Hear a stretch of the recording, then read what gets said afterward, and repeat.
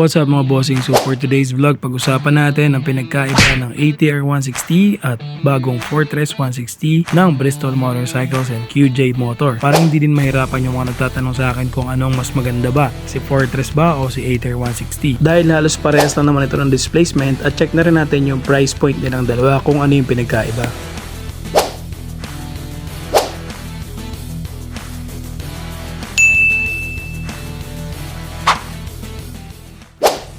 What is up mga bossing? So for today's vlog, tulungan natin yung mga kakawasan natin na nagtatanong sa comment section at sa inbox natin kung anong mas maganda between the Fortress 160 and ATR 160.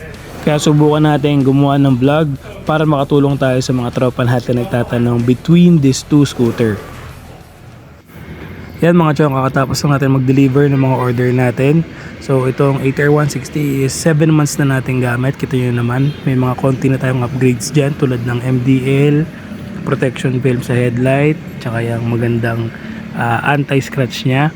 So basically, gustong gusto ko to dahil taga Bulacan ako at maraming lubak. At mostly yung pinupuntahan kong ride may mga bundok. Kaya kinuha ko tong ATR 160 is for adventure talaga. Minimal adventure lang naman. Kitang-kita nyo naman sa rims, naka version 2 na ito, na tubeless, inverted front yung suspension, and dun sa rear suspension nya naman is dual sub-tank na. Kaya compatible tong ATR 160 para sa akin is yung lugar ko kasi medyo may lubak at pinambubundok ko siya kahit paunti-unti dito sa Bulacan, sa norte. So kaya ito yung kinuha kong scooter na perfect for adventure and city driving ng konti. Kasi mas lamang yung lubak sa Bulacan, alam nyo naman siguro yon. And sa long ride naman, nasubukan ko na rin siya, walang problema. Ang top speed ko sa kanya nga pala is 110 to 115. Nasubukan ko yung 115 nung medyo mahaba yung kalsada niya. Kung titignan nyo yung itsura na ito is for adventure talaga yung setup niya. Sa rim set pa lang, sa inverted front suspension, and yung sa itsura niya. Tapos pagdating naman dito kay poging Fortress 160, iba naman yung datingan nito. Talagang perfecto pang city driving lang at yung diretsong kalsada lang na long ride. For example, pamasok, pantrabaho, yung tipong nasa NCR ka lang sa Manila, yung mga as-is na kalsada na walang stress, yung mga lubak or mga lupa or putek. Ito yung perfect naman for city driving. And sa na-experience ko dito, nung dinrive ko siya, yung upuan niya is napaka-comfortable at yung suspension niya maganda rin. Kumbaga naka-setup siya for city driving talaga. Pagdating sa bilis ay masasabi ko na mas medyo mabilis tong Fortress 160 dahil din siguro sa magaan niya na timbang kumpara sa ATR 160 dahil nga yung gulong ng ATR 160 is naka dual sport tire samantalang ito is naka sport tire to. So medyo magaan talaga yung arangkada nito kumpara dun sa adventure na ATR 160 scooter. Pero same din naman sila ng displacement na 160. Mas makisig lang to kasi for city driving talaga to. So perfect yung tuning ng suspension niya sa harap at likod. Kahit telescopic lang yung harap at oil dump dual rear suspension yung likod. Yung upuan din nito is perfect for long drive.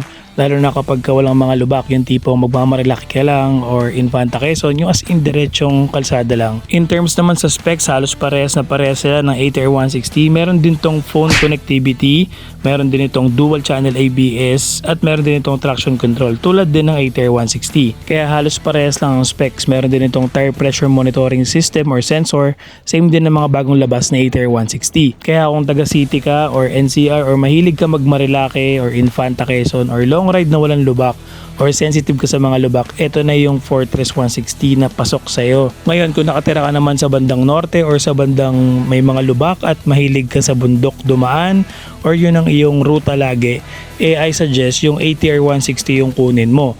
Dahil yun talaga is for adventure, kitang-kita nyo naman sa setup niya. Yung version 2 na rim set maganda ang response sa mga lubak tulad yung dinadaanan ko ngayon, and yung inverted front suspension niya. Tsaka yung itsura niya medyo mataas yung ground clearance niya, so pasok talaga to sa mga bundok or mga lubak na dadaanan mo kung yun ang iyong ruta araw-araw. Kaya for adventure, ATR 160 ang para sa'yo.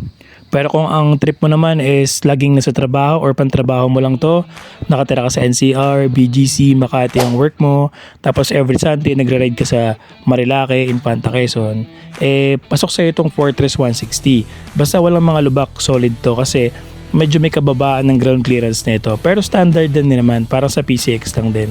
Ang maganda lang dito compare sa ibang mga scooter is yung specifications niya, kasi dual channel ABS na ito, meron itong traction control system, meron itong tire pressure monitoring sensor na pwede mong makita dun sa yung TFT display, meron din siyang phone mirroring at yung upuan na napakaganda, plus mo pa yung tail light na napakalaki at magandang visibility sa dilim. So sa suspension wala tayong problema dahil na-try ko na nga ito. I'm 120 kilos, swabing-swabe ang suspension niya, lalong-lalo na kapag sa diretsong kalsada.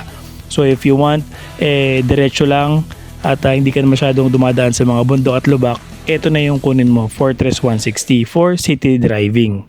Yan ang recommendation ko. So ito yung konting difference between ATR 160 and Fortress 160. Yung sa gulong niya, yung sa suspension, and sa ground clearance. Kitang-kita nyo naman yung difference niya for adventure and city driving. So ito naman yung mga wala si ATR 160 na meron kay Fortress 160.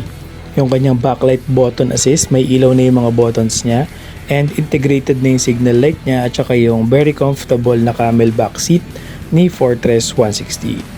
Pagdating naman sa price point, syempre mas mura si Fortress 160 kumpara kay ATR 160 dahil adventure scooter po si ATR 160, kaya mas mahal siya at maganda yung upgrades niya compare dito naman kay Fortress 160 na pang city driving, pero maganda rin yung upgrades niya.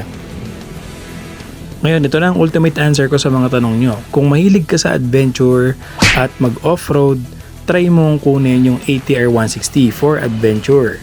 Ngayon, kung ikaw naman ay mahilig sa mga diretsong kalsada at ayaw mo pumunta sa mga bundok at kontento ka na sa pasok lang, linggo-linggong ride lang sa Marilake, Infanta, Quezon, sa diretsong kalsada at speed, fan ka ng speed, try mong kunin si Fortress 160.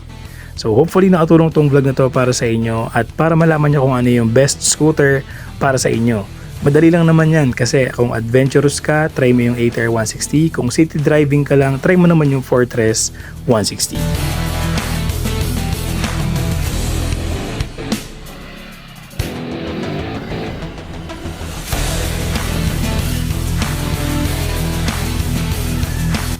Iyon. So next vlog natin, try naman natin pag-usapan yung panggilid o yung makina netong Fortress 160 at ATR 160.